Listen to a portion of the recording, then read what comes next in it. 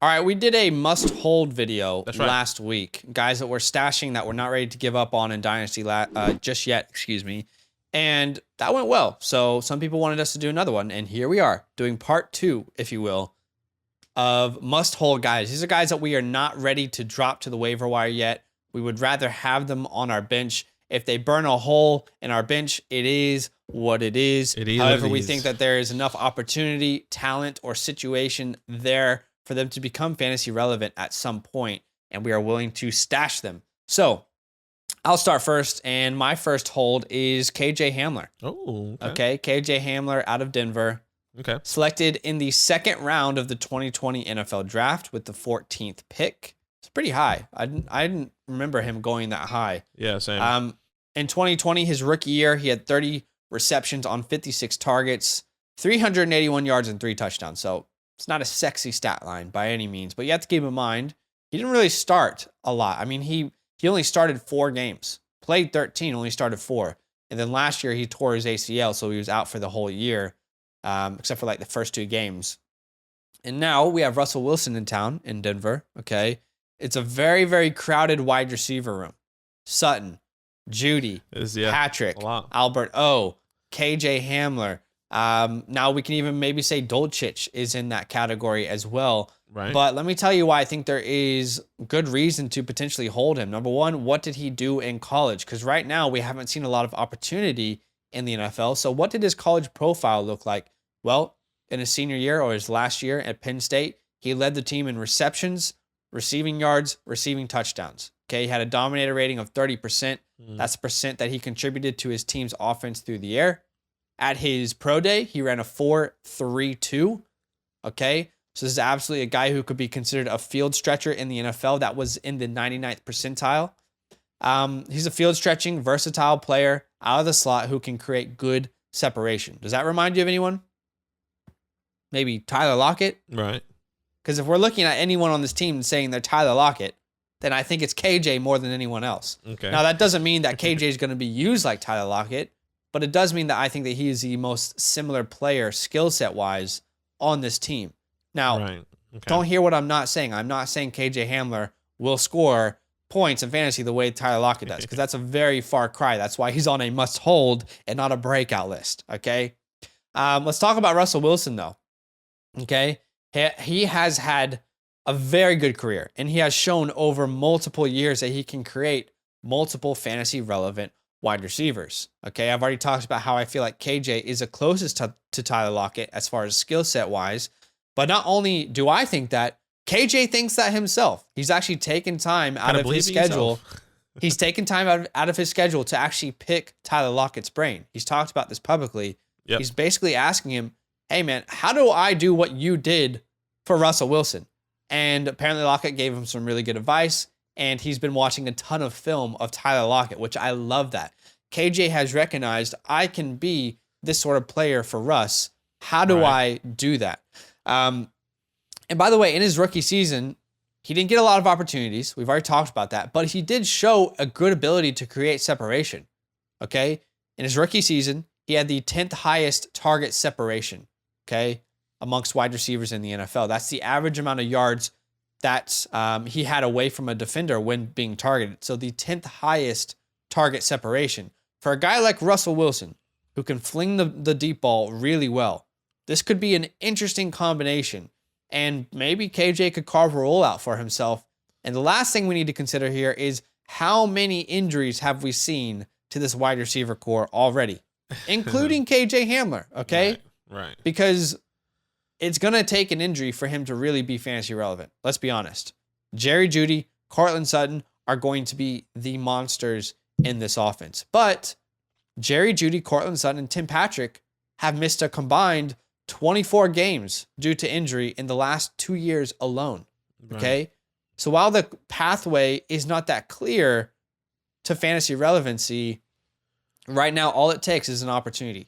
All it takes is for one other person's, I guess, something bad happening to them. We don't want that to happen, for him to get a chance, for him to get an opportunity. Right. So let's say Sutton goes down. Let's say Jeudy goes down, and we don't want that to happen. We want those guys to really thrive this year. If that happens, you could see a great year from a guy like KJ out of the slot position. One of those guys goes down, the other will be moved to the X permanently. So have low expectations, obviously. What I have not said here is that KJ Hamler will be a top 20 wide receiver. Okay.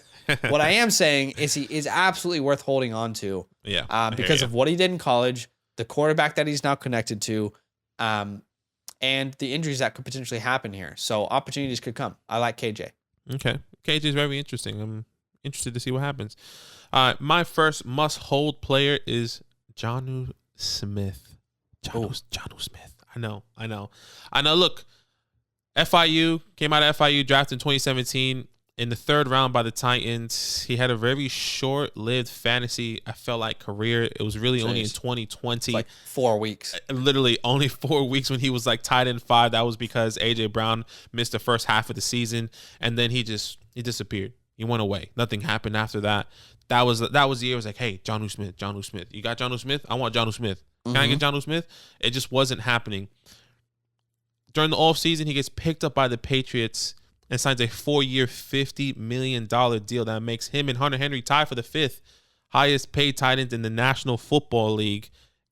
And he had an absolute terrible season his first year. Yes. Okay. Yes, 28 receptions, 45 targets, 294 yards and 1 touchdown. He finished tight end 35. It was clear. He wasn't injured. And he wasn't injured. Yeah, he wasn't injured. Clearly, Hunter Henry was the clear tight end 1. Yeah. But what is the light at the end of the tunnel? And really, honestly, there's not much. I'm following the money. You got to follow the money here. 4 years, $50 million guaranteed, the 5th highest paid tight end. That's a lot of money for a guy not to get 50 plus targets. You're telling me my guy's that's not gonna happen. And happened last year, to be fair. I know. I mean, I guess you're telling me that's gonna happen again this year, or is it like they're not going to integrate him into this offense? They need to. You're wasting money here, okay? My guy's not doing anything. Your wide receiver core is not strong. You get Devonta Parker, Jacoby Myers, Kendrick Bourne, Nelson Aguilar. These aren't they aren't amazing wide receivers. Jonnu Smith is not an amazing tight end, but he's the guy that he was that tight end wide receiver hybrid that people loved about him, his speed and everything that he was doing. And, I mean, I will be dumb not to bring this up. We've seen a 2 tight end set in the Patriots history where it was successful, in Gronk and Aaron Hernandez. Mind you, it was Gronk and Aaron Hernandez. Yeah. It was a different time in the NFL. It was with Tom Brady, who was the GOAT. Mac Jones is nowhere near. This Patriots team is completely different. You're right. But we've seen success before with this 2 tight end set, with these 2 guys that can be complementary to each other. It's just hard for me to envision that he is not going to at least take another leap this year. And another thing is that they've already been raving about him in minicamp. And I know it's a little small sample, kind of just like the KJ Hamler thing. Not that he was going out, but last year his dad died during that minicamp, and he said that it made him take a massive step back into really want to evaluate himself, really figure out how he was going to navigate this time in the NFL, especially in that year with the Patriots. So, I mean, I'm giving him the benefit of the doubt, especially with that story, because it's tough to lose a parent. But hey, in a fantasy perspective, once again, I'm not saying he'd be a top 15 tight end. I think he will finish a lot higher than the tight end 35. He's a guy that's right now not even being drafted in dynasty startups. He's probably still available on waiver wires. So why not go and try and just take a shot? Nothing's gonna happen. He's wasting a spot. Get some tight end depth, and then if that does happen, hey. Would you say this is maybe more relevant for tight end premium leagues? Than regular tight end leagues? I would. Because I'm thinking at the moment, I struggle to think about rostering him unless it's a premium league. Right. For me, it's more of about. I agree. It's probably more relevant for tight end premium league, but in a area where, let's say, you need another tight end. Let's say you're banking on a guy to break out. For example, you have a Cole Kmet, a Pat Freiermuth, and Albert O, a Gerald Everett. You want some depth. You want some guys and extra pieces, especially in that tight end position. And I don't see why not. He is a tight end, obviously, and he's technically behind Hunter Henry, but why not take the chance on Jonnu Smith? It's tough. Sure. Because the seasons that he had this past year is really bad, but I would say why not take a chance? We saw success before and a long time ago. So I definitely get it. And, again, this is not a breakout list. This is not a must-have list. This is stashes, guys that we think that you should hold. I'm going to give you my second, and that is Curtis Samuel. Give it to Curtis. Okay. So 4 seasons in Carolina, signed with Washington in free agency last year, and then it was injuries all year. He did not recover. Now Carson Wentz is in town. Likely the third receiving option if Terry returns. Right. Well, that's what we're going to talk about here in a second. But if Terry is there, they're going to prioritize Jahan Dotson over Curtis Samuel. That's just the reality. But I think he's worth holding, and let's talk about it. Firstly is proven production. In 2019, he was a wide receiver 36, okay? Had a lot of targets and had 19 carries. They kind of use him in that hybrid role. In 2020, finished as a wide receiver 24. Okay, so he was a top 24 guy before coming to Washington. I think there was a lot of high expectations for him last year with Ryan Fitzpatrick coming in, him pairing up with Terry McLaurin. There's a lot of speed on the field, both Ohio State guys. But unfortunately, the groin injury, and can also attribute that to Ryan Fitzpatrick's injury, it just did not work out. Let's be honest, it did not work out last year. However, still has a pretty good contract. 3 years he signed. He's got 2 years left. And more importantly, guys, Curtis Samuel will only be 28 years old when his next contract opportunity arrives. Okay? This is not a player who's going to be 31 years old for his next contract. He will be a 28-year-old guy who can stretch the field. If it doesn't work out in Washington, there will still be an opportunity somewhere else. Players are always getting opportunities. Tell me how Nelson Aguilar just got how much last year after being an average guy who can stretch the field. So you see where I'm coming from. Curtis Samuel, I think, is more talented than Nelson, but those kind of players have long lives in the NFL, and I think he's a very talented guy. Just injuries really got to him. And more importantly, while he was injured last year, there's no real long-term injury concerns or history there. All right, in his 4 seasons from 2017 to 2020, he only missed 8 games. The groin injury last year, I've said this before, but they didn't really let it heal properly. You need to give that groin injury ample amount of time, and they unfortunately rushed him back a little bit. And the last thing I'll say is what's going to happen with Terry McLaurin? It doesn't look good. I'll be honest with you guys. It does not look good. If there is one team, and I'm a Washington fan, I can say this. If there is one team who has consistently shown incompetence, it's Washington. Okay? In ownership, in roster moves, and who we decide to give contracts to, Landon Collins, Albert Hainsworth, Josh Norman, the list can go on. And who we decide not to prioritize, right now, Terry McLaurin for some reason. If there's one franchise who can screw this up, it's Washington. We can do it. We can figure out a way to really screw this up. Sí se puede.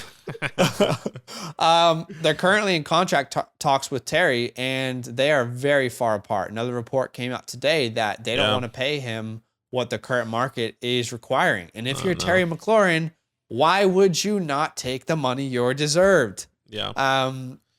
So this could be a classic screw up from Washington. And if Terry gets traded, or if he holds out, which at the moment, there are 3 options. We pay him big money, we trade him, or he holds out. Those are the 3 options. Sheesh. Okay.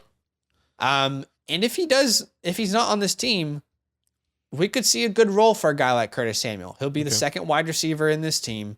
Maybe he plays a slot. Maybe him and Jahan kind of go outside and play in the slot. They use him in different ways. But keep in mind, the offensive coordinator here in Washington is still the same guy who helped Curtis Samuel be the wide receiver 24 in Carolina, Scott Turner. So there's opportunity here if things go right. He's a talented guy and in a situation where a lot of things didn't go his way. So he's someone I don't want to drop and I don't want to trade because the value isn't worth what I'm getting back. Yeah, I hear you. Curtis Samuel is very, very interesting. We'll see. Let's stay in the NFC East. My last must-hold guy. Once again, it was tough. I'll be honest with you. It was tough trying to find some guys for me to bring, to really and be like confident in and say, hey, I think you guys should hold him. And for me, it's Kenny G, right? He finished his last amazing career or season was in 2019 when he finished wide receiver 9. Obviously, that was with the Lions with Matthew Stafford, now the reigning Super Bowl champion. It's tough to go from Matthew Stafford to Danny Dimes, no doubt about it. Okay, obviously he's now with the New York Football Giants. This past year, absolutely terrible.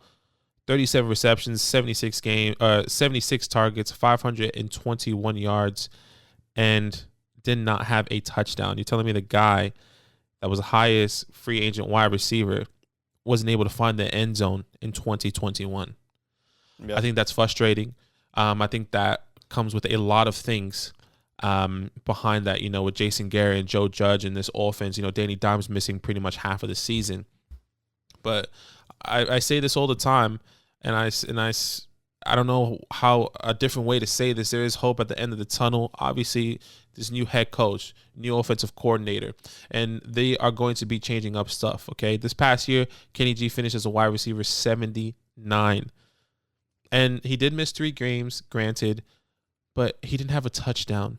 And I think that is what changes Kenny Golladay. When he was with Matthew Stafford, usually he wasn't getting hyper targeted. He wasn't the guy that was getting 10, 12 targets. He was averaging around 5 to 7, but he was getting touchdowns. Whether it was one, whether it was multiple touchdowns, let's get to the red zone and throw the ball to Kenny G. He is your biggest, toughest wide receiver on this team. He is currently the wide receiver 1.